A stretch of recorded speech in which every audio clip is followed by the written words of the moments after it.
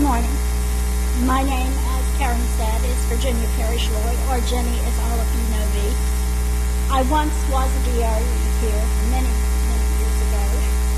I'm a member of the fellowship, and I've now have the joy of being nominated to be president-elect of the fellowship. Today is April 19th. We are only 3 days away from the 45th Earth Day celebration. I'm going to speak today about my relationship to the seventh principle of Unitarian Universalism, the interdependent web of existence of which we are a part.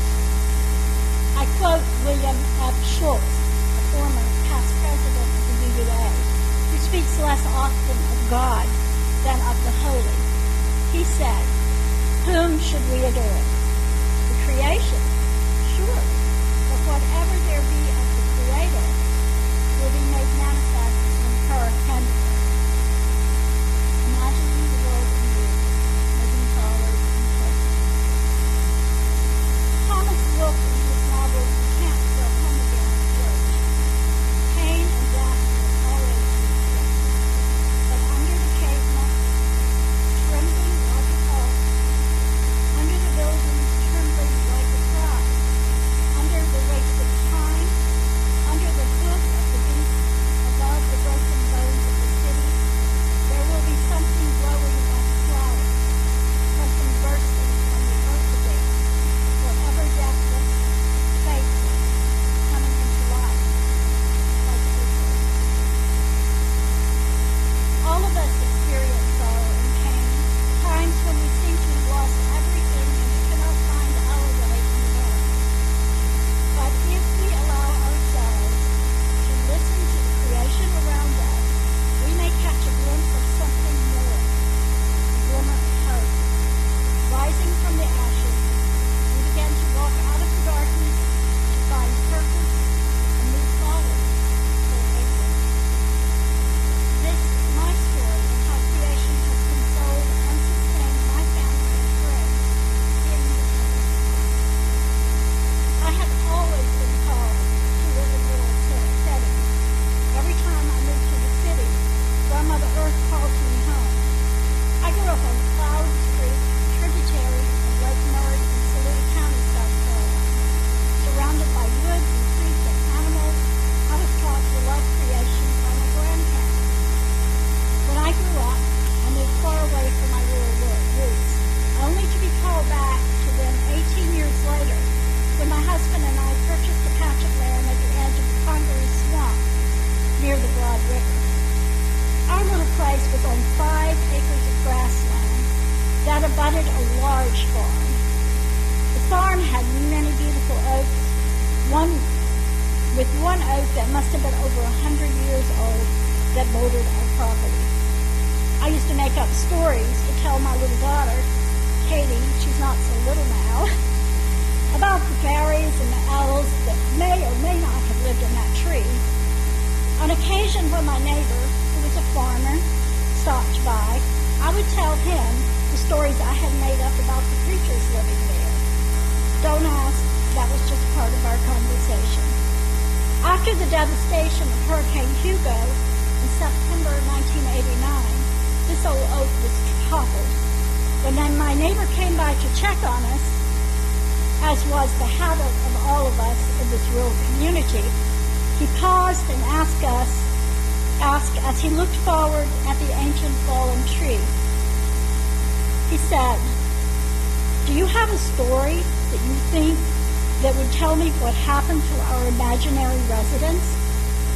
Do you think they are still there, or did they go away forever?" I told him I thought they would be around as long as we believed in them. During those days, when we were still in shock and dismay, we still had hope. Hope that a little part of our imaginary lives still carried on. A little bit of April rumbling under the ground. A gift given, a gift received. In 1995, my dream for another piece of earth began anew. We lived in the city, well, Anderson, if you can call that a city. after I had been called to serve as lay assistant at Grace Episcopal Church. Our names by Grandmother Earth were called again. Now, I live on the edge of the mountains near the two little towns of Townville and Fairplay, just past the bridge under the bridge. It really is a bridge under a bridge. It is at a place known by the locals as Little Mountain on Lake Hartwell in the Tugelo River. We found our current bit of earth, just 2 acres, after a great deal of searching. This piece of earth has been our teacher, consoler, and joy for the last 20 years. Here on this rural stretch of land, far out in the country, past the street lamps, we have been delighted by creation's wonderful display of starlight. When Hyakutake Comet appeared in 1996 and Hale-Bopp in 1997, the spectacular display from the universe was humbling. On clear evenings in the night sky over our home, we were invited to view a bit of stardust exploding by our earthly home. Looking into the night sky from this rural hamlet, we truly understood what Carl Sagan said was true. We are made of star stuff. Paula D'Arcy, author, retreat leader, founder of the Redbird Foundation, wrote a prayer for the heavens.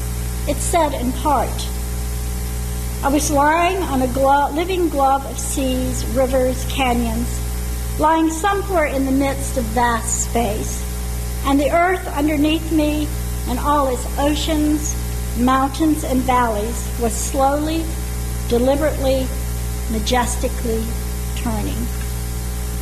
The magnificent order of things, the wonder that we are affected by and affect the movement of the stars, the knowledge that there is a fire to catch and it burns in each of us, the knowing that we see a fraction of all that is, and it is good.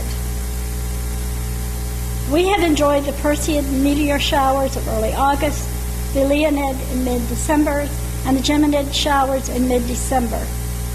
Just as the light is fading away, nature gives us a panoramic view of her majestic fireworks to enjoy. As the light is dimming for the months of darkness coming, we are given a glimpse of April. On my little bit of earth, I have gardened, raised chickens, and even once had a beehive. It is the place my daughter grew up and let her imagination run wild. It is where she learned about her connection to earth. She incubated eggs, made a water garden, and ran free in the woods surrounding our home. There was always wildlife to see. Barn owls, red fox, snakes, wild turkeys, deer, raccoons, opossums, and many other colorful and industrious birds, including the wild chickens that took up residence in our yard for a few years.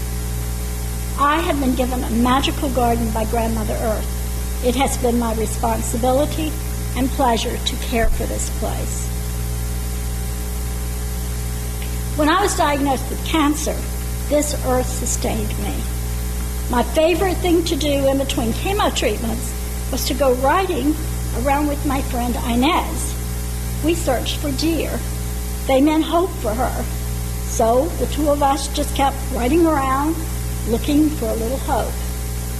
Or we would sit bundled up in chairs at the dock at the Durham access ramp on Lake Hartwell, watching the night sky and shimmering waters.